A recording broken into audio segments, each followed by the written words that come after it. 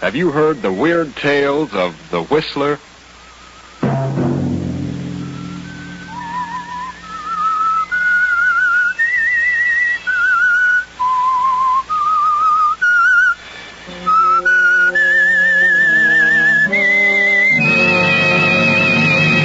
I'm the Whistler.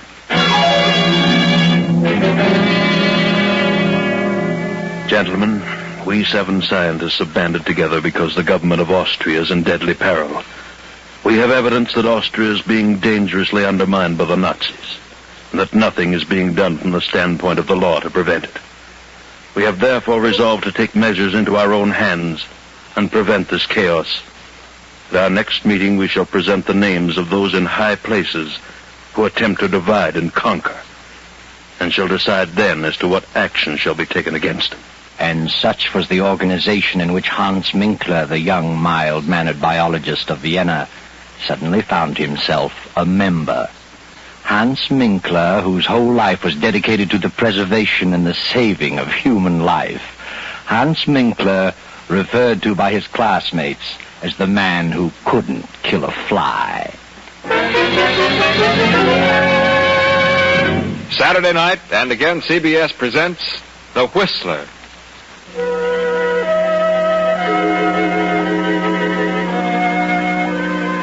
I, the Whistler, know many things, for I walk by night. I know many strange tales, many secrets hidden in the hearts of men and women who have stepped into the shadows. And so I tell you tonight the incredible tale of The Letter. Hans Minkler, the young biologist, only half heard the speech of the leader of the 7 scientists, for Hans was dreaming of his beloved experiments. His experiments and the pretty niece of Monsieur Gallet, the lovely Viel, who had been living in Vienna these past 4 years. Kindly Monsieur Gallet was interested in Hans Minkler's theories, and Hans was hoping Gallet might finance them. Well, Dr. Minkler, I've studied the outline of your proposed experiments, and I've come to the conclusion that you can accomplish great things. Oh, well, that makes me very happy, Monsieur Gallet. How much do you think you'll need to carry on? I feel quite sure that I could get along for a couple of years on 5,000. If my cell experiments prove successful, human life may be prolonged considerably. I have all the faith in the world in Hans, Uncle. My niece is certainly sold on your ability, Dr. Minkler. So are you, Uncle. You may as well admit it. Young men with your principles are all too scarce today. Europe seems to be saturated with men who claim they want to save mankind. They all seem to want to arrive at it through a destructive method. Well, it's only a temporary condition. Who do you plan to have assist you? Kurt Lassner? Kurt? Well, I haven't decided yet. Kurt is a fine young man. Yes, he was a good student, but he's drifted away from his studies. He's become absorbed in politics. Very well, Hans. I'll start you out with 5,000. Is that the way you want it, Viel? Yes, Uncle, you're a darling. I hope that someday I may be able to repay you. See where that is, Viel. Come into the library, Hans. I'll give you a check. Yes, of course. Oh, good evening, Kurt. Hello, Viel. Well, how are you? Very well, Kurt. You're very lovely this evening. Thank you. Yes, indeed. The prettiest girl in Vienna. Is Hans here? I said I'd pick him up on my way downtown. Yes, he's talking to Uncle, talking business. My, I've had a busy day. Not enough hours to go around. Sit down, Kurt. Thanks. Kurt, why have you given up your career? Biology? Oh, I don't know. But you could do so much good. You were so well equipped to carry on in science. Think of the things yet to be done. I'm going to do things. Great things. I mean things that will really benefit mankind. Well, that's what I mean, too. You know, you sound like Hans. Hans is very sad about your dropping your work. He counted on your helping him in his experiments. Oh, he'll get over it. Besides, those experiments can wait a while. No, Hans is going ahead. Who's going to help him? I am, if no one else. You? Well, how can you help him? I can learn biology. But it'll take a lot of money to do what he planned. He has the money. It's all arranged. My uncle has financed him. Your uncle? Yes. Well, I wish Hans luck. And I'm going to marry Hans. What? You and Hans? Well, what a surprise. Yes, I've made up my mind. I see. Well, I guess... Good evening, Kurt. Glad to see you. Good evening. Hello, Kurt. Oh, have you heard the good news? Yes, Viel just told me. And I wish you both good luck. I hope you'll be very happy. When's the wedding? Wedding? What wedding? Oh, yes. Me, of course. Typical absent-minded professor. See, look, I have the money for my experiments. Well, Hans, it's 7:45. We better run along. We have an appointment at 8. Oh, yes, the meeting. I'd forgotten. Yes, I'll be right with you. Goodbye, monsieur. Bye. Good night, Vielle. Darling. Good night, Hans, dear. I'll see you in the morning.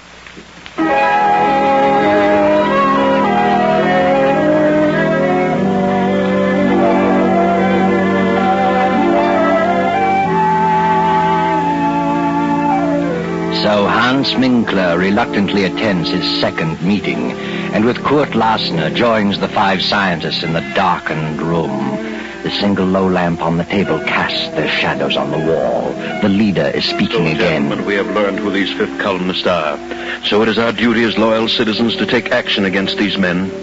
We have learned who the leader is, and naturally he must be the first one to go. In this envelope I have his name. We will now draw lots to select the one among us to carry out instructions which will be read later. Are you ready with the straws, Kurt Lassner? Ready, sir. This is an old and simple method, but since there are only 7 of us, it will suffice. Proceed, Kurt. Yes. 1, 2, 3, 4, 5, 6, 7. All of us have drawn, sir. Good. Here's the envelope containing the name of our victim. Who has the short straw? Well, I guess I have. Hans Minkler. Here's the envelope. But before you open it, we must tell you what the committee has decided to do about this man. He is to die. Die? And that task has fallen to you. You mean this man is to be murdered? Exactly. What? You don't know me, gentlemen. I'm a saver of life. I wouldn't consider such a thing for a moment. Herr Minkler, you are a member of this group. You know our secrets. It will be best for us and for you if you completely forget your scruples. Oh, but I can't belong to a society with such diabolical purposes. Why, I didn't realize what this was all about. Oh, no, I withdraw. It's too late to think about withdrawing. Do you mean that you actually expect me to kill someone? You have been selected. You are fools. I couldn't kill a fly. I couldn't harm a living thing if the whole country went up in smoke. This is the most ridiculous thing I've ever heard of. You're not scientists. You're a band of madmen. Fiends. Sit down, Hans Minkler. We're not a band of madmen, and we are not fiends. We are loyal patriots of Austria who are determined to save our country. Any one of us might have drawn that straw. Well, I don't want to be a party to such a plan. I'll not commit murder. Unfortunately, you know too much about us now to pull out. And suppose I refuse? Then you will accomplish nothing. Not only will we eradicate our selected victim, but we'll see to it that you are eradicated with him. Who is this victim? Open the envelope. Very well. What? Why, you are insane. The whole lot of you. Monsieur Gallet is the soul of honor. Monsieur Gallet is one of the most honest men I've ever met. Monsieur Gallet is the leader of the Nazi party. I don't believe it. Why, I'm to marry his niece. Did you say Monsieur Gallet? Yes, you know that's ridiculous, Court. He'd never do such a thing. Gallet is the leader. We have proof. He also has a very lovely niece. And I'm sure you'd want nothing to happen to her. Would you, Herr Minkler?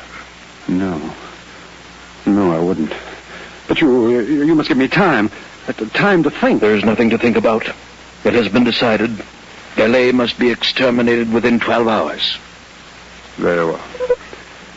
And there's nothing else for me to do. Good night, gentlemen. Good night, Herr Minkler. And remember, if you don't accomplish this task within 12 hours, we will be forced to take care of you. And if we can't find you, we will find the girl. Yes, I understand. Good night.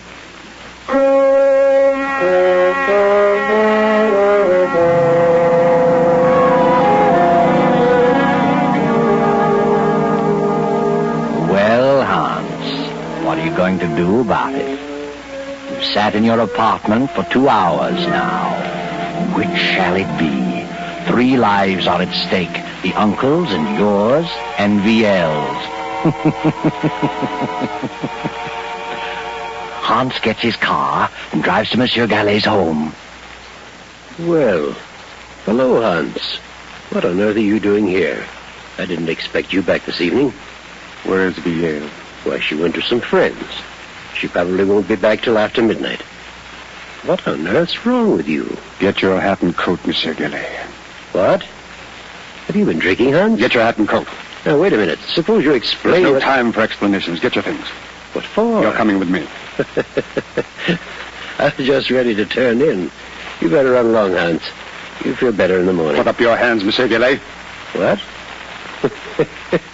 This is the funniest thing I've ever encountered. Have you really got a gun in your pocket? I have.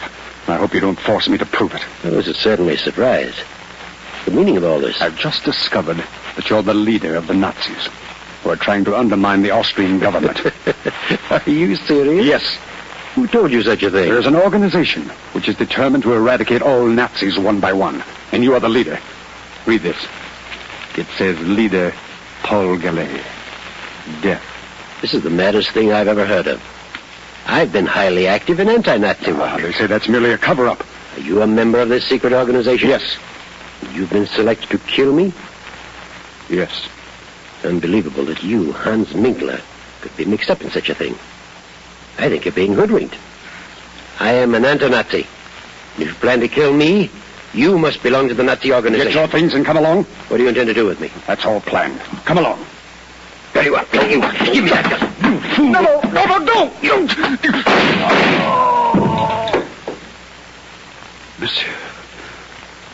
Monsieur. Good Lord.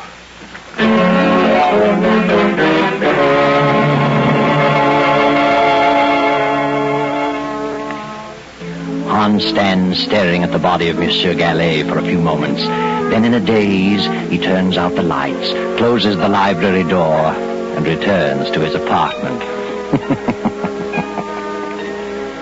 For the remainder of the night, he sits at his desk staring into the darkness, lost in thought. And then morning comes, and Viel at her home opens the library door and...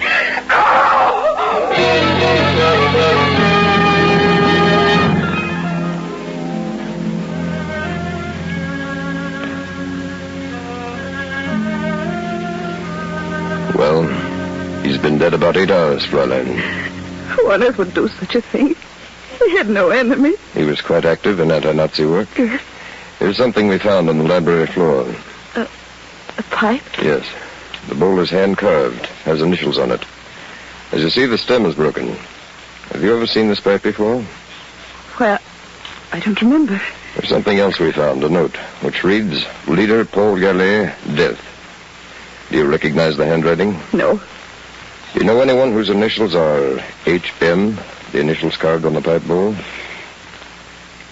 Yes, the pipe belongs to my fiancé, Hans Minkler. Your fiancé.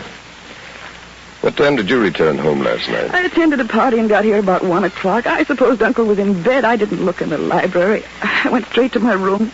What is Hans Minkler's address? I'm sure Hans had nothing to do with this. Are you? He lives at 13 Cronhead Street. I'll run over there. Please don't touch anything in the library. I won't. Good morning.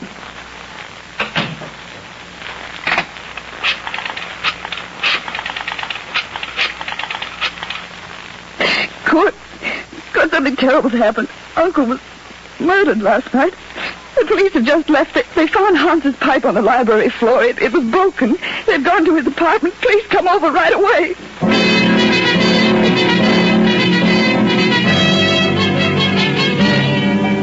Hello, Hans. This is Kurt. The police found your pipe in Gillet's library. They're on their way to your place. You've got to get out of the country immediately. Don't wait a moment.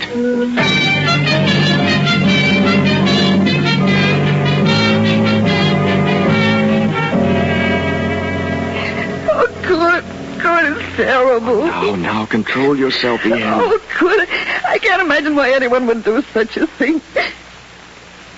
Kurt, do you know where Hans is? Well, I suppose he's at his apartment. Hasn't he called you this morning? He usually does, but he hasn't. They found Hans's broken pipe near Uncle's body. Kurt, I must warn Hans. I must let him know what's happened. It's pipe, huh? Yeah, that's bad. By all means, phone him at once. How will you call him? Of course. It's Kronigstadt 4347. Right.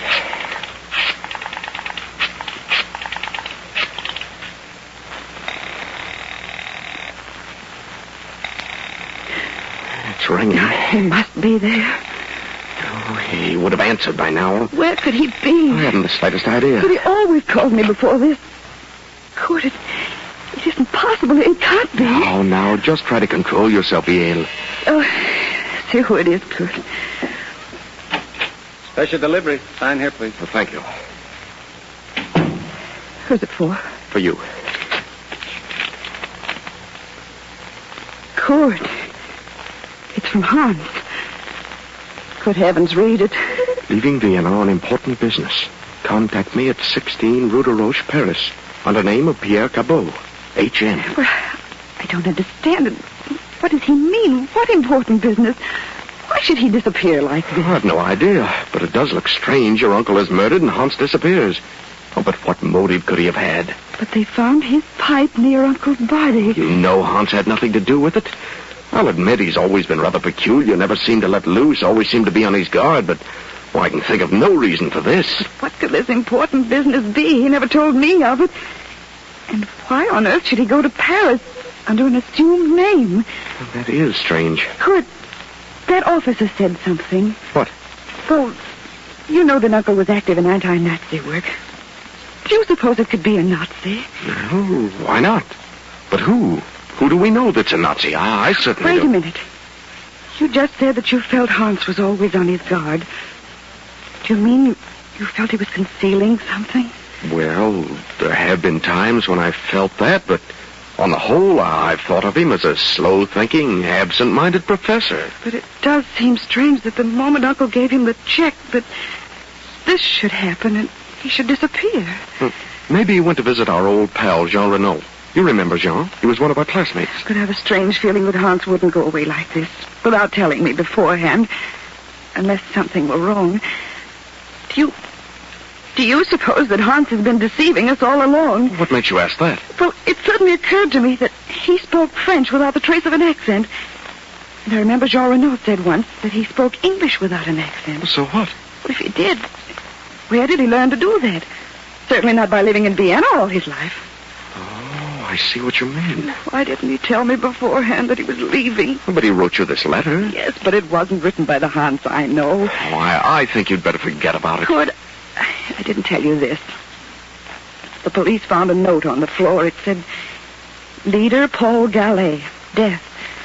It must have meant that Uncle was an anti-Nazi leader and he was sentenced to die.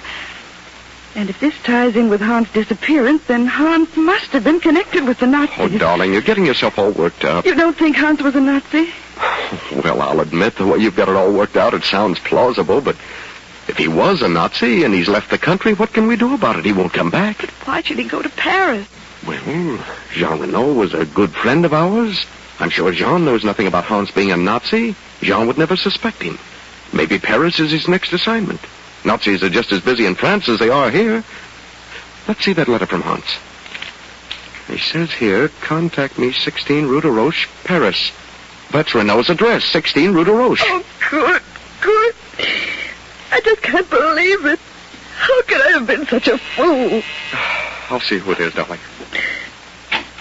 I'm Captain Gruber from police headquarters. Oh, come in, Captain. Sorry to trouble you again, Fräulein, but we went to Herr Minkler's apartment. He wasn't there. He wasn't. His car has not been in the garage all night. That's strange. We found this writing on the notepad on his desk. Is it his handwriting? Yes. He's written the same two words over and over again. Gallet and Villiers. As though he tried to make up his mind about something. But what's become of his car? The car's been found. Where? In a public garage. From all indications, Minkler's left the country. Probably for France. Oh, why France? We've discovered that Hans Minkler is a French citizen. A French citizen? But he always led us to believe that he was a native Austrian. Now, we'll want to check things over a little further. We'll be back this afternoon. Please don't disturb anything. No, we won't.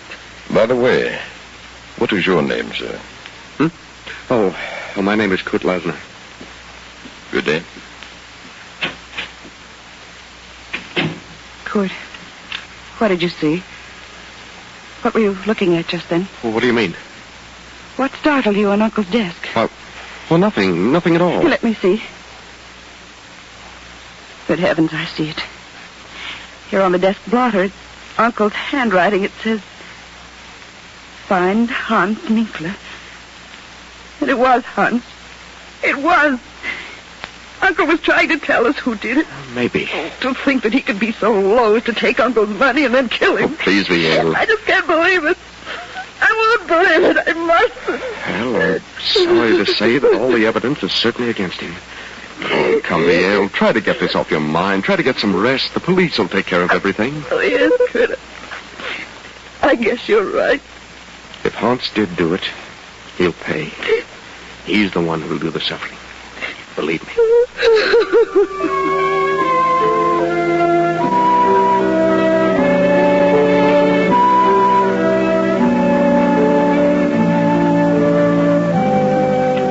But during the night, the Nazi hordes rolled swiftly into Austria. Without firing a shot, took over the reins of government. A few weeks later, France declared war. Then one night, Hans Minkler makes his way through the maze of Paris traffic and knocks at the door of number 16 Rue de Roche. Oh, yes? Oh, good evening. Good evening. Is Jean Renault in?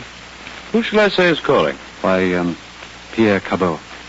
Won't you come in, Monsieur Cabot? Major Renault has just stepped out. He'll be back shortly. Was he expecting you? No. Did you say Major Renault? Yes. Since war has been declared, he's gone on the active service list. Oh, I see. I've been phoning for a week, but no one answered. You haven't seen the Major in some time. No, I haven't. I've been in Austria for several years. Renault and I went to school together in Vienna. Oh. Are you by any chance Hans Minkler? How did you know that? Why are you traveling incognito? Well, yes. Where is Renault? I regret to inform you that Renault has been in Africa for some time. He's due back in a few weeks, however. Did you know Monsieur Gallet in Vienna? Yes. Who are you? I'm Monsieur Deveau, of the French Sûreté. Oh, police. Yes. Did you ever accept any money from Monsieur Gallet? Why are you asking me these questions? You never accepted money from Gallet? No. Search him, Henri. No, just a moment. Sorry, Minkler. I'll take the bill full, Henri. Yes, sir. I don't understand all this. You understand, all right. Well, so you never received money from Gallet. What's this check for? Well, that's to help carry on my experiments. Undoubtedly. Monsieur Gallet was helping you and quite a number of others to carry on experiments. Others? I suppose you say you're new at this game. Game? I don't know what you mean. I had nothing to do with his death. Nothing. Yes, I believe that. Why should you kill one of your own? Oh, I don't know what you're talking about. If you were intending to carry on experiments in Vienna, why is this check drawn on the Bank of Paris? Well, maybe he had a surplus of funds here. Indeed he did. How did you know I was coming here? We knew. Just what were your plans? Oh, this is ridiculous. I'm not a spy. I was engaged to marry Galet's niece. Really? Some way I got mixed up with an organization which planned to rid Austria of all Nazis.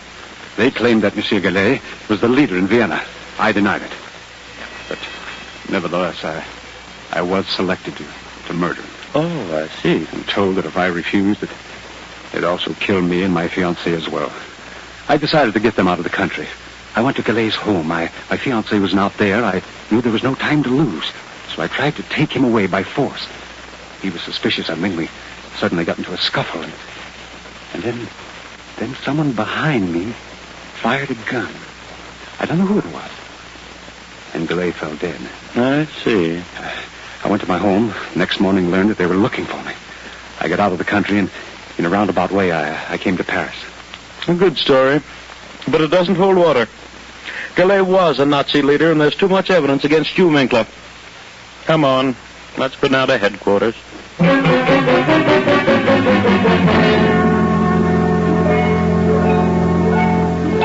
2 weeks later, Jean Renault returns to Paris. Then, 6 weeks after Austria surrenders, Kurt and Viel escape from the Nazis and make their way to Paris. Jean Renault meets Kurt on the street and asks him to bring Viel to visit him at 16 Rue de Roche. Come in, Kurt. Well, Viel. It's been a long time. How are you? Excellent, thank you. So you two are married. Well, my congratulations. though I didn't expect it to work out quite this way. No? Why not? Well, I always had an idea that you might marry Hans Minkler. Well, one never knows. No, Kurt. One never does. By the way, have you seen Hans? He's in Paris, been here for several weeks. Has he? Yes. Don't tell me you haven't seen him. Well, he told us he was coming to visit you. Oh, yes. He's in Paris. I wasn't here when he arrived. He left several notes. I found them when I returned. Well, do you know where he is now? Yes. Would you like to see him? Yes, I would. Hans is dead. Dead? What? Dead? Yes. He was executed as a Nazi spy. A Nazi spy? Yes. I got here too late to help him. They had conclusive evidence against him. Why, that's ridiculous. Hans is dead, nevertheless. But what happened? Well, it seems Hans got into some trouble in Vienna and came to Paris to see me. In some way, the Sûreté here was informed that he was a Nazi, was coming here to carry on. But who on earth would accuse Hans of such a thing? I wonder. But they received a letter from Vienna accusing Hans. The Sûreté found a check on him from a high Nazi official. There was nothing that could save him. A check from a high Nazi official? Who was the official? Paul Gallet, Vier's uncle. What? Didn't you know about your uncle? I don't believe it. Whether you do or not, he was a Nazi. The Secret Service has known it for years. He may or may not have given the check to Hans for Nazi purposes. But the evidence was against Hans. Then the letter came to the Sûreté saying Hans was a Nazi agent. They found him here, arrested him. That's all there was to it. But who would write such a letter? Hans had no enemies. Would you like to read the letter? Oh, yes. Here it is. Hans Minkler, under alias of Pierre Cabot, has given evidence of being a Nazi spy. Locate him at 16 Rue de Roche, Paris. And that's all that was necessary. How awful. I can't imagine such a thing. Notice the handwriting, Kurt. What? Ah, yes. Viel. This is your handwriting. It is not. I'm positive. You wrote this. No. Don't lie to me. I know your writing. You wrote this letter.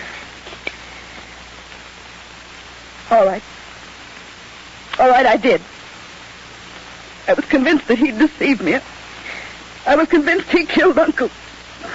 Yes, I wrote it. How could you? I never dreamed Uncle was a Nazi. I thought Hans was a Nazi. I was determined to make him suffer. You believe me, don't you? Yes, Viel. I believe you. But I'm awfully, awfully sorry for you. Oh, poor Hans. Poor Hans. Oh, I'll never forgive myself.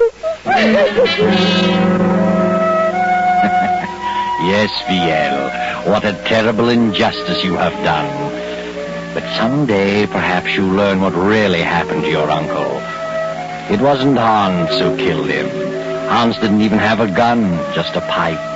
But Hans wanted to get him safely out of the country. And Kurt knew that Hans would never go through with the order of the Secret Seven. So he followed Hans. And when he saw what was happening, he shot Gallet and disappeared and let you think Hans did it. Because Kurt was in love with you, too, Viel.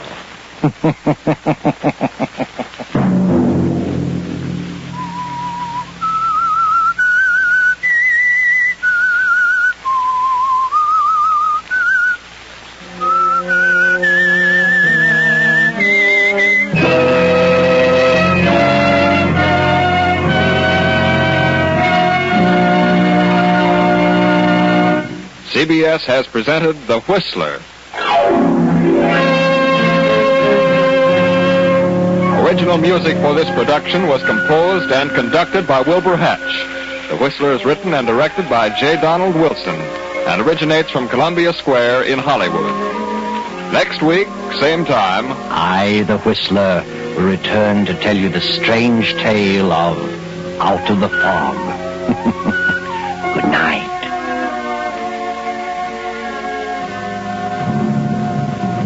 This is the Columbia Broadcasting System.